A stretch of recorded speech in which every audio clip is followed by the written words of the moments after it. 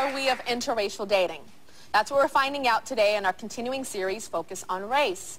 Now I want to talk about racism in the gay community. Does knowing what it's like to be discriminated against make you less likely to discriminate against others? My next guests say no.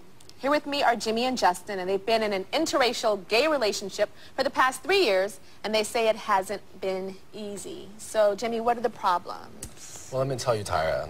Me and my boyfriend, we've been together for 3 years now, okay? And every time we go to the club, doesn't matter which club it is, people give us, like, weird looks. Because I know what they're thinking. They're thinking that I am a potato queen.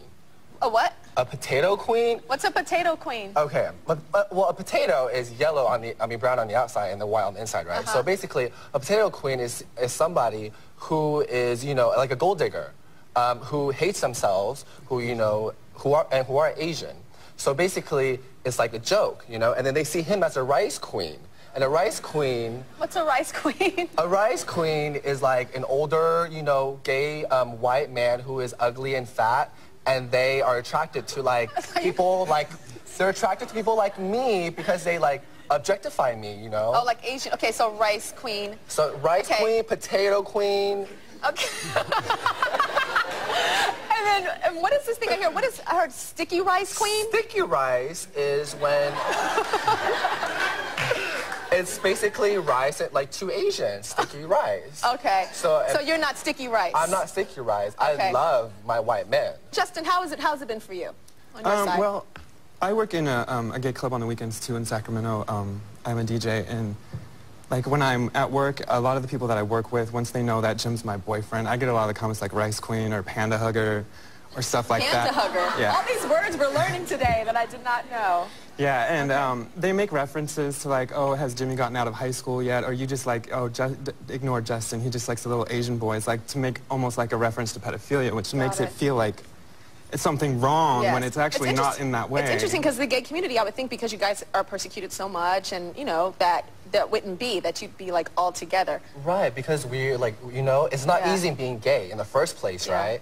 And then to be marginalized again. Again, so it's like a double. Exactly, it's hard, you know, and it's like we should be able to, you know, understand each other and support one another. Well, in our audience today, we have Andrew, and Andrew thinks that Jimmy needs a reality check. Andrew, where are you?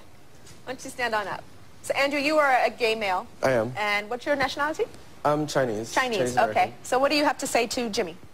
I totally know where you're coming from. You talked about potato rice queen. I was a total potato queen, like the white boys, blonde hair, tall guys, round eyes, love the round eyes. But, you know, my professor, when I was in college, he had asked me one time, he asked me about who I was attracted to, and I told him I liked white guys, and he said, why do you hate yourself so much? And that came as a shock to me because I thought myself to be a really progressive person. You know, I was doing all this activism, you know, had a lot of friends who were Latino and black, but I began to think about it a lot. I thought back on everyone that I dated, and I'd never dated an Asian guy. They'd all been white, or most of them have been white. So you felt like you were hating yourself? The more I thought about it, the more I realized that I was ashamed of being Asian. I'd wake up in the morning and I wish I had round eyes. When I was a kid, I used to even tape my eyelids so I would have the little fold. And, you know, I want to ask you, Jimmy, I want to echo what my professor asked me. Why do you hate yourself? Why do I hate myself? Why do you hate yourself? Oh, I don't hate myself. Why would you think that I hated myself? Just because I find, you know, another ethnicity or race attractive has nothing reflected, you know, to do with me. But Jimmy, one thing you did tell my producers is that when you were growing up, you didn't feel so good about being Asian. I didn't. That you hated yourself. Because I grew up in Ohio. And everybody was white, you know, blonde hair, blue eyes, and I was the only Asian person, ethnic person. But then it wasn't more of because I was, you know, didn't belong. It was more of that's what I realized I was attracted to, you know. And then, you know, I grew up and I found myself, and then it's like I don't hate, you know, I'm so proud to be Asian American because it's not easy to be Asian American in the first place, you know. And I know what it's like to, you know, have Asian stereotypes against you. You know, I'm so proud of being Asian. You know, I speak my language, you know. It has nothing to do with that. And it's like people like you think we are a joke, you know, and it's not a joke because I love him so much, you know, and it hurts. You know, like it does hurt because it's like you can only defend yourself so many times, you know. where it just becomes like, okay, you know, what more do you want? You know? So it's, yeah. I mean, well, I wish you guys good luck. I really do. Thanks for sharing your story. Thank you. Yeah, and I see that you're passionate. I see that you're passionate about that. And I respect both of you guys' opinions. I respect your opinion, too. I do. We'll be right back.